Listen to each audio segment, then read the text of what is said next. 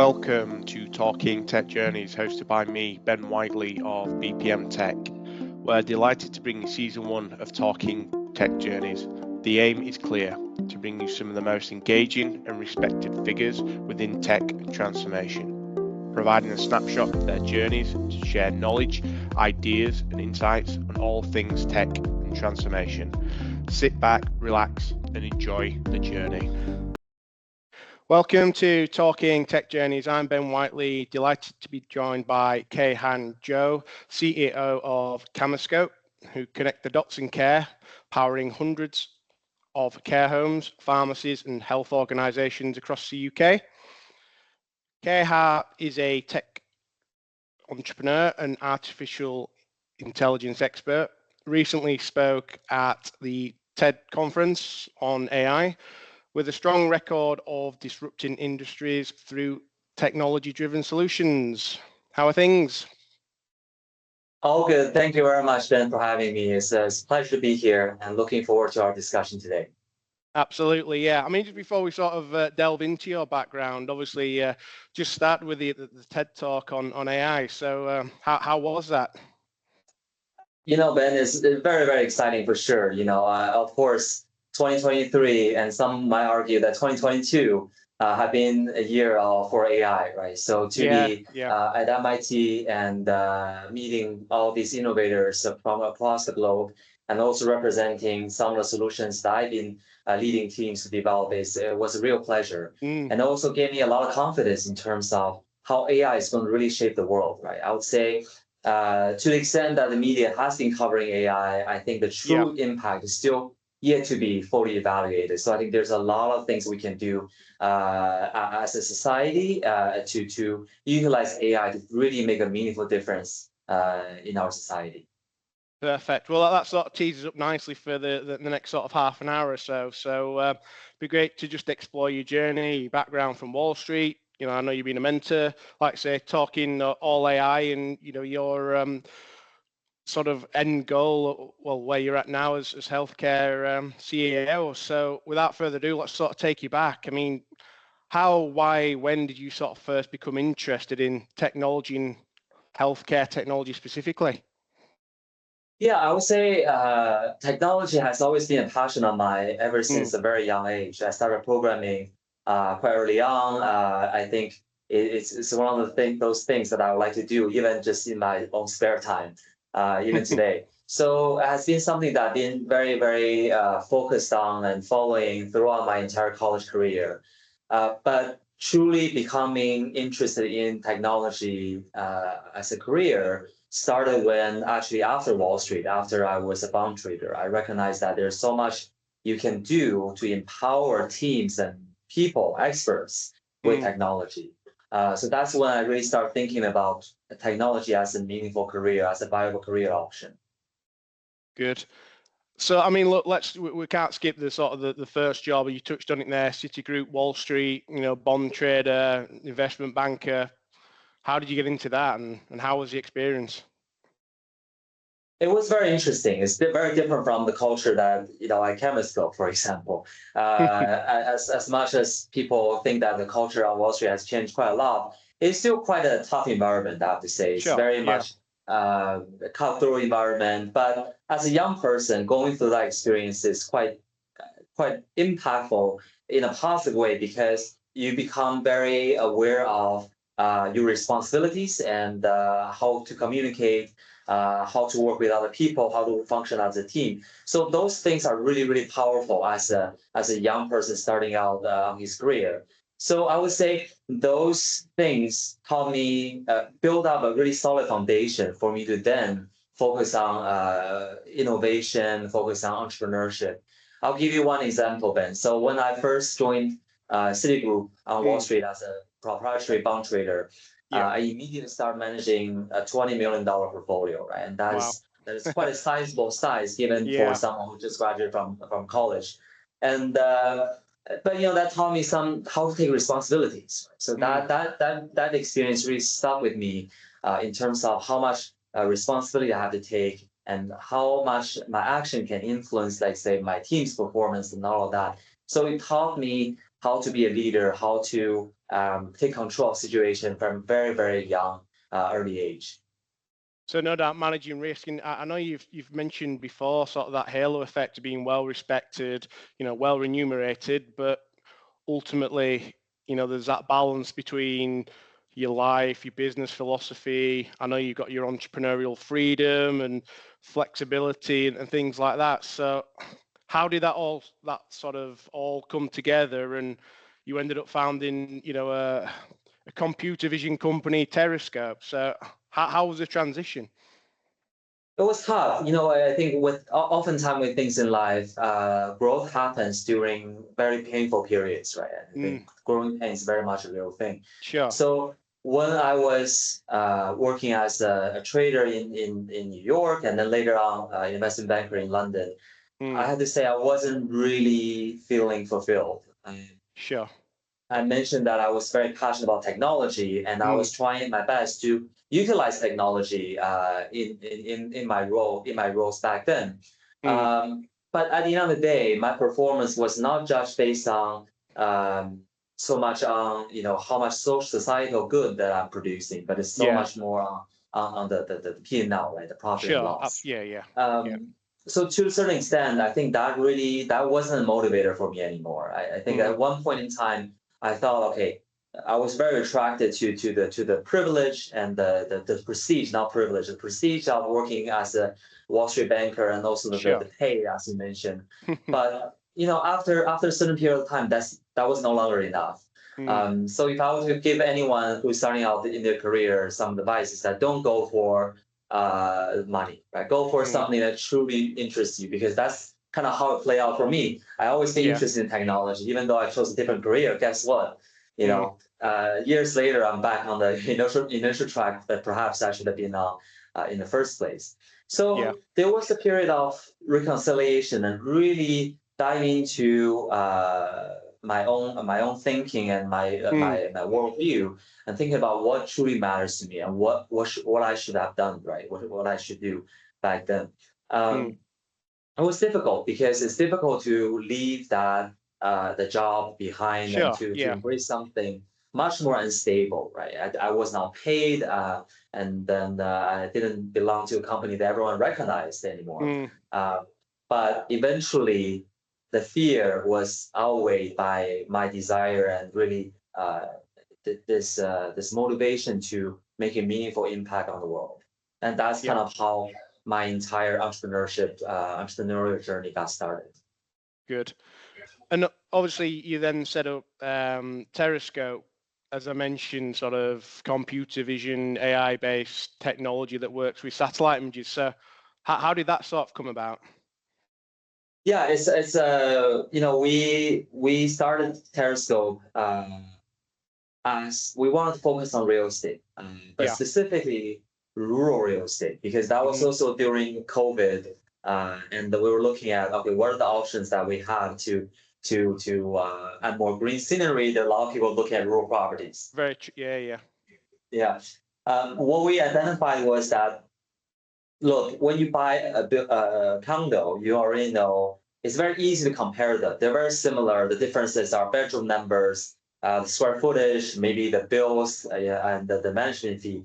But when you compare rural properties, they're so diverse, right? You can have let's say 2 acres of land, but one of them is a desert, one of them has water on it, right? So it can be very, very different.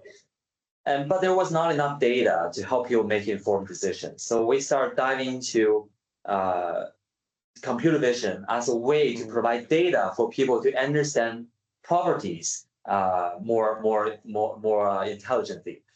And from there on, we start building our own models. And I hired one of the professors from UC San Diego to lead our development. So we just kind of dove into this particular vertical.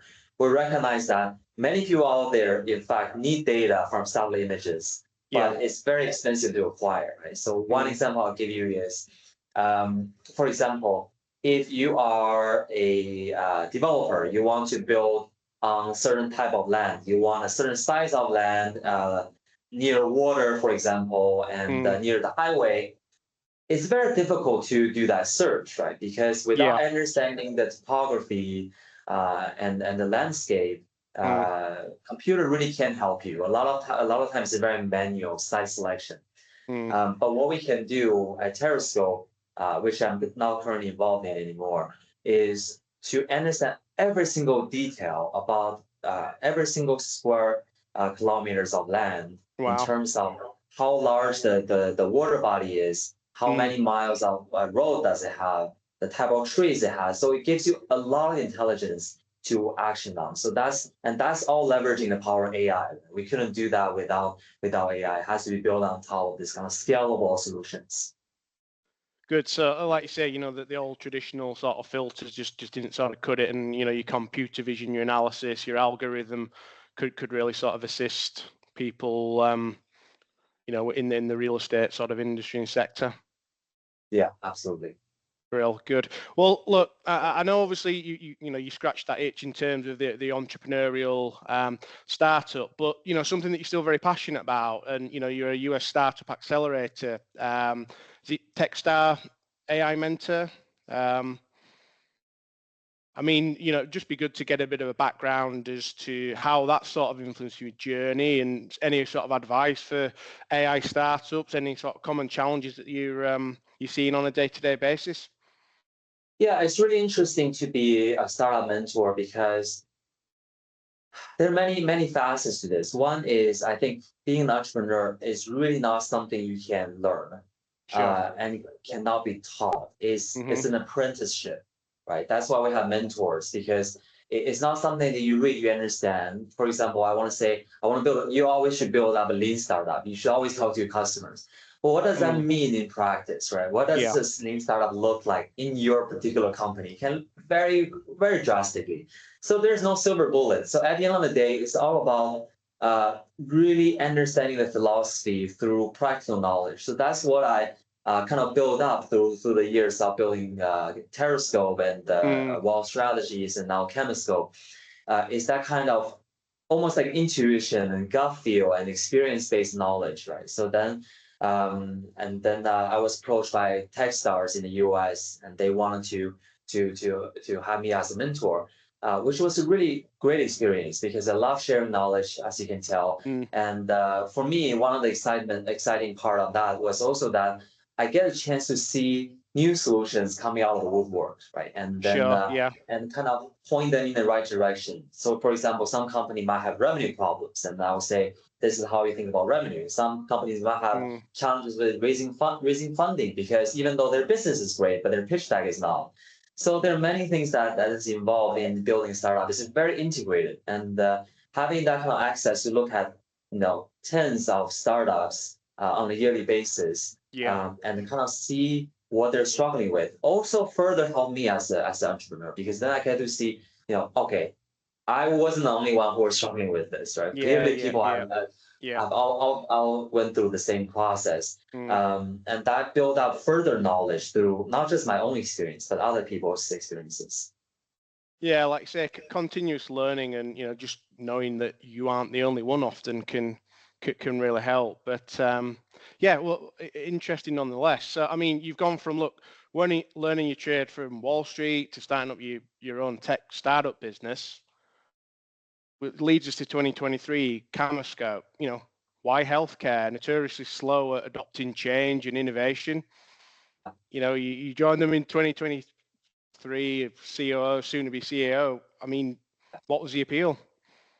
So I would say, if we were to try to come up with one through line for my career, or what matters to me most as a person, it's always impact, right? It's where I can have the most impact. As I mentioned early on, I was driven by the prestige and the pay, but eventually I realized that that's not really what I'm after. That's not what satisfies me as a person. So to a certain extent, the sector and the particular technology can, when you build a company, to a certain extent, there are specific sector knowledge, but also a lot of the things are transferable. Right? So, for example, what I brought from Terrascope, building AI company, to Camascope, the thinking is very similar. How I build organizations, how I build culture, how I hire and build teams, and then push for growth is still very similar to what I did at Terrascope. But what I recognized at that point in time when the opportunity came up was that Camascope being so close to care and healthcare and having so many users and residents on our platform is really a tremendous vehicle to do a lot of goods in the world, right? So that's what I recognized. We can go into Camascope when we do a little bit further, but I recognize that as a really great opportunity for me to apply what I know and to maximize my impact, my positive impact on the world. Which is very common for, health tech CTOs, almost that moral compass of, giving back and, trying to deliver the best patient care, which is great. So, I mean, look, let's focus on Camascope then. So for the listeners, who are you? Who are Camascope? Yeah. So Camascope is a UK-based medication solution platform. So what we do is we use software to digitize the entire process of managing a resident or patient's medication, from the GP to the pharmacy, all the way to the social care sector, which we focus on right now, including care homes, assisted living, and domiciliary cares, right? So for those of you who don't know or not familiar with the care settings, medication is a very, very important workflow in care homes. Generally, a carer, a nurse, will take care of 7 to 10 residents, and each resident has 10 medications across 4 different time slots, right? Wow. Okay. So it's a big, big responsibility. But at the same time, right now, almost 80% of care homes manage everything on a piece of paper. Right? Wow. I shouldn't be surprised, but that's wow. It's astounding to a certain extent. And what comes out of that is a lot of time is wasted dealing with paper, right? And the paper is not a good medium to manage any kind of complex situation, let alone someone's medication, which is a really mission critical function. So Camascope focuses on this particular chain, right? We don't only focus on care homes and administration and reporting side of this. We also focus on how do we get a medication, from the pharmacy to the care homes to make sure they communicate, so we can make sure the medication get delivered on time as well. Right? Yeah. So it's an entire ecosystem that we're building around. But one of our core product at this moment is our electronic medication administration record. So that is Camascope is a market leader in that particular space. Our products used by some of the largest care organizations in the UK and also independent care homes throughout the country. So sort of addressing that digitalization gap then in the care sector amongst other sectors as well. Precisely. So that is a very big issue in our eyes, because another statistics for you, Ben, about 7 out of 10 residents are experiencing medication errors on a daily basis, right? And that is a mind-blowing ratio, right? But that statistic, I also don't want it to be misconstrued, because it might appear that, okay, why can we do better, right? But when you do go to care homes and you work with these nurses, you recognize that they just need better tools. They really care, right? They're some of the most caring, patient, altruistic people I've ever met in my career. But they're struggling because they're dealing with they're working with the wrong tools. So at Camascope, our mission is to really enable these caregivers with the best tool possible. And our philosophy is really not, it's quite altruistic as an organization, to be frank, because when we look at a product, first thing we ask ourselves is this safe? And the second thing we ask is this going to help people? If it is going to help people to improve safety, we never put it behind a paywall. We always give it out so people can have access to it. Because my personal belief is, you focus on your product, right? You focus on doing the right thing, getting the stakeholders involved, and making sure you really deliver value, and then the commercial success will follow. And it's an aging population, so the challenge ahead is just going to grow. Yeah, I want to give you another statistics that's quite interesting. Many SaaS companies, B2B SaaS companies, has a huge sales team, right? Because They want to distribute the product, drive revenue. But Camascope only has 6% of our staff in sales. Right? How many is that out of, how many do you employ? So out of almost 60 people now, people now, only 3% are in sales, right? The rest of the team is focused on the product development, customer support, and customer success. We really focus on solving a solution. We're not about just selling the product, but we will focus on how do we solve the concrete problem, which currently many care homes are struggling across the country. So, I mean, you've touched on, I think, you work with the NHS, Boots, and many others. Tell us about some of the case studies and partnerships you're sort of most proud of and some of the results and outcomes that you've achieved over time. Yeah, so we do work very closely with the NHS, Department of Business and Trade, and as you mentioned, Boots and Lloyd's Pharmacy in delivering medication solution. So there are a couple of studies that's done on our platform that show really interesting results. One of the example I always give people is, we mentioned before in care homes, giving patient medication and reporting that is a critical workflow, right? And it's also quite time consuming because they have 4 different round times across the day. Some of them are patches, some of them are pills, some of them are liquid they have to prepare.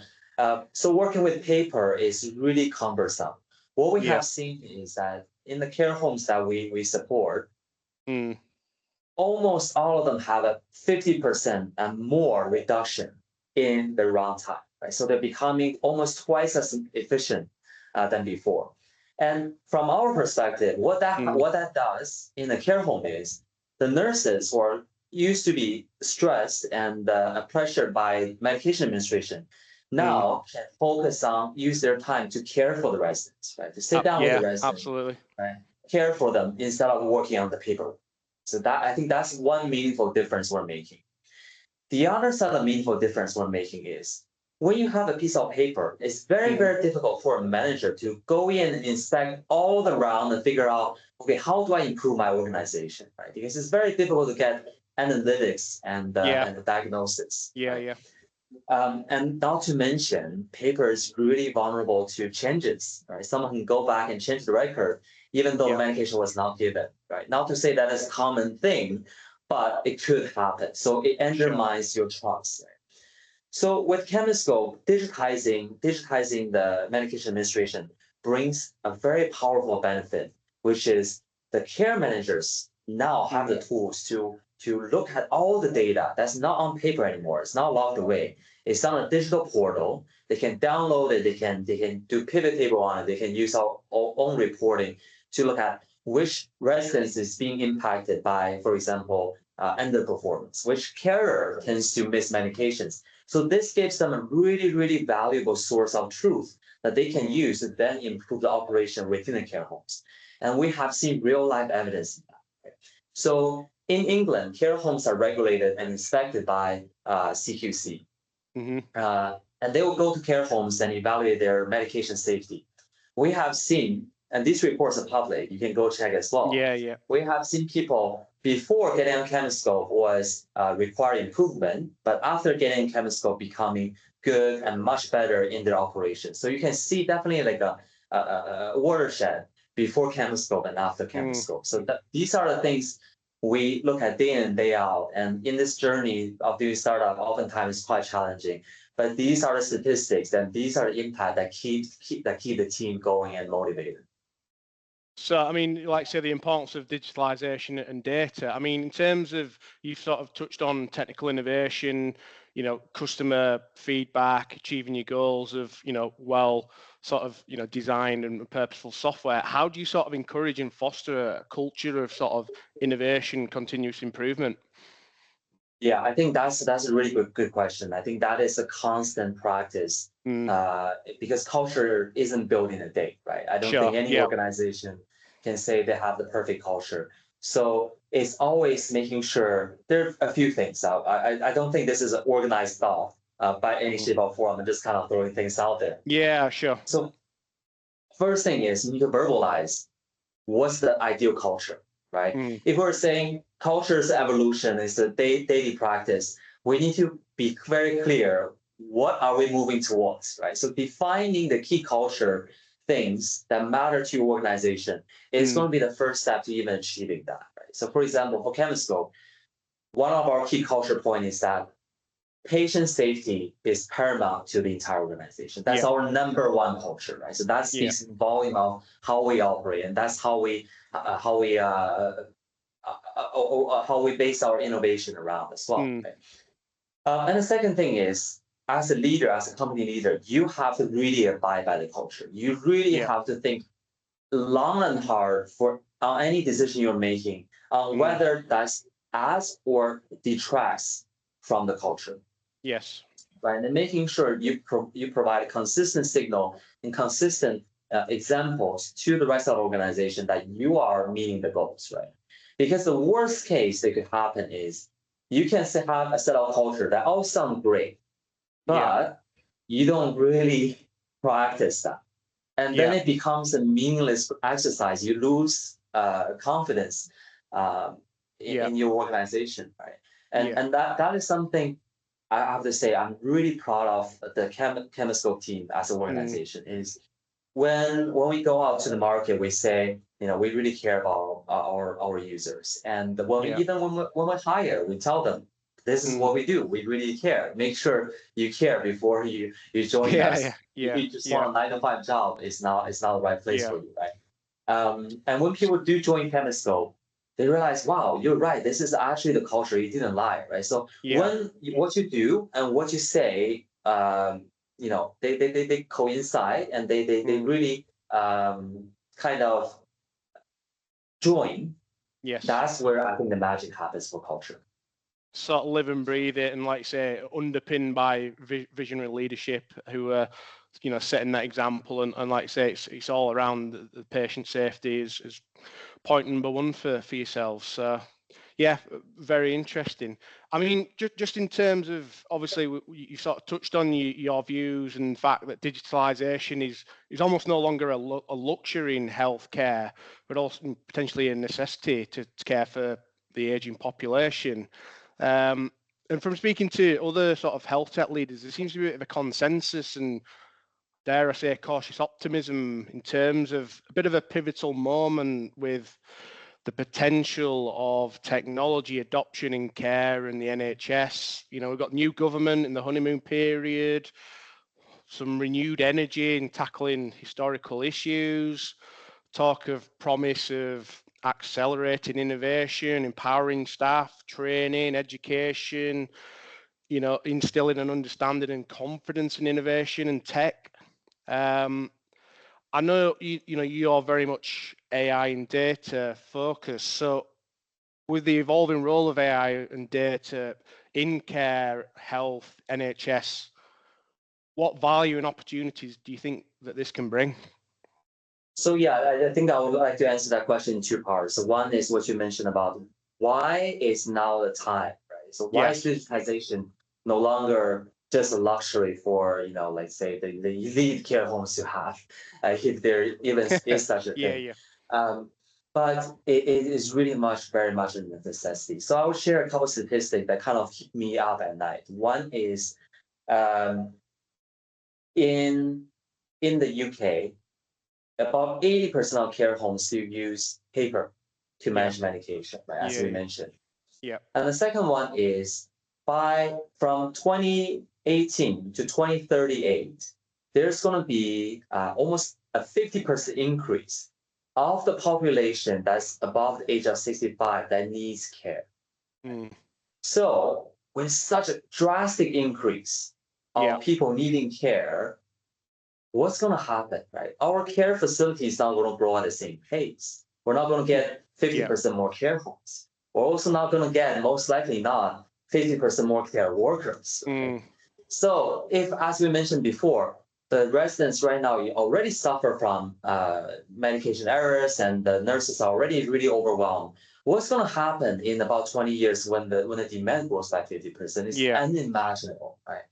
So the way I see it is, this is a generational challenge, a demographic shift that we really have to all band together to solve, right? So the public sector, including NHS, policymakers, regulators, but also the private sectors that Camascope operates within, technology providers, really need to come together and say, how do we solve this issue? Yeah. Right? So one of the reasons that we're seeing a pickup in interest in digitization in our product is because care homes recognize that, look, if we can save 50% of our time doing medication through Camascope, we should definitely do that because we're gonna have so many things we need to do, right? So technology, in my mind, there's no silver bullet, but I think in my mind, technology is one of the most effective ways you can solve these challenges by making people more efficient. At the same time, making medication safer, not just more efficient, but safe, right? We have to make sure they go hand in hand. So this is why this moment that we're in right now is so instrumental, because down the line, 10, 20 years from now, we're going to look at this moment and say, we wish we could have done more, right? Yes. We wish we could have done more. And I don't want that to be the case. I want to make sure that we really push on, adopt technology safely, orderly, so we can care for our society, our aging society, in a better way and more accessible way. I mean, just to add to that, I was speaking to somebody recently about sort of, obviously life expectancy has increased, quite significantly, but healthy life expectancy, that's a total different issue, and obviously some of the solutions that you're providing can probably assist with that imbalance. Yeah, absolutely.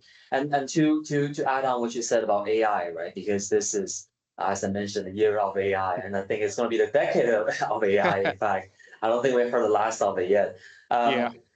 AI being part of the technology solution we're talking about, but it doesn't have to be the only thing you use, right? So technology as a whole, my view is that technology as a whole can be a great thing if you utilize it correctly. And don't think of AI as a separate category. It's one of the tools. It doesn't make or break anything. It's one of the things you can use to make you more productive.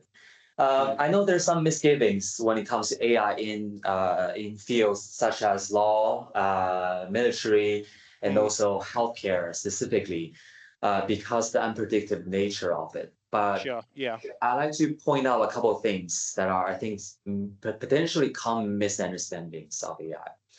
One is that a lot of times when we talk about large language models like ChatGPT that are kind of unpredictable, those are called unsupervised learnings. So those outcomes are intrinsically unpredictable because we're not supervising them in the training process. But there are a lot of tools out there that gives innovators the ability to intervene, to supervise, to understand the reasoning of the AI, and that whole field is called explainable AI. Right? So we want AI model that's not just effective and efficient, but also we want to understand what exactly is it doing and what is the reasoning behind it. Right? To give you another example, I think it's quite interesting. So some researcher in computer vision many years ago built a model that's supposed to distinguish between dogs and wolves. And it's quite difficult because they look quite similar. Eventually, the model got to something 93, 95% accuracy. They're really happy. Like, wow, this model is so smart. But it turned out what the model picked up was not the difference in facial features between wolves and dogs, but rather the environment behind the animal. Because wolves tend to be a snowy environment, mountain environment, right? So what they build is not a dog, it's not a wolf distinguisher. It's just like the snow versus common household setting. So that's an example where AI can really behave in an unpredictable way, but giving this resemblance that it is doing the supposedly the job correctly, right?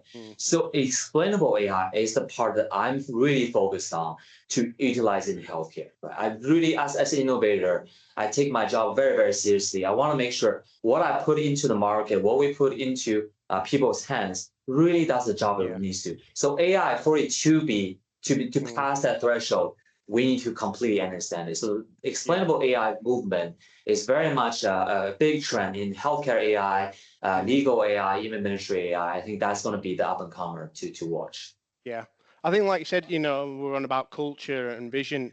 It's got to be underpinned by sort of visionary leadership. And I think part of the challenge with health and social care is clinicians, whether it be AI or the next, big thing, they've often been overpromised and underdelivered, or they've gone through a pilot phase and never actually sort of managed to roll, that or adopt that particular product or service. So I think it's coming back to, like, say, the empowering of staff, the training and education to instill that confidence in the innovations in technology.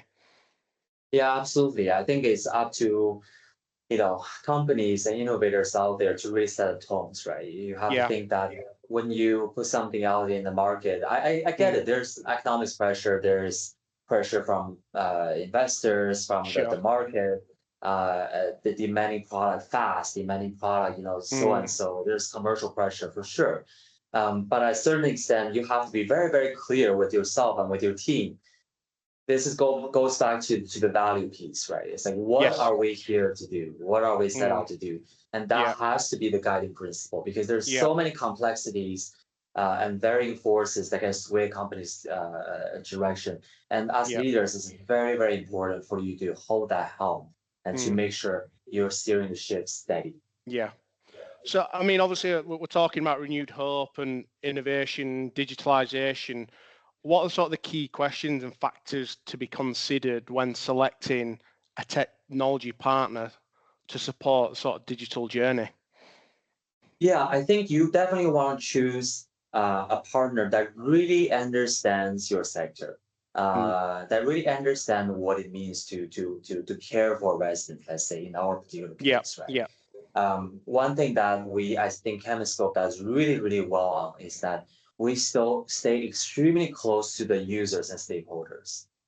We have care home managers come in, look at our product before it's even released. We speak to them day to day. We get feedback on the product. Our product is not static. It evolves from a day-to-day perspective. And that evolution is driven by user feedback, right? Yeah. So you want to pick a company that will give you that kind of support. That's not just develop, like we mentioned, some organizations build a product and then they focus on selling, right? They have very few people working on a product.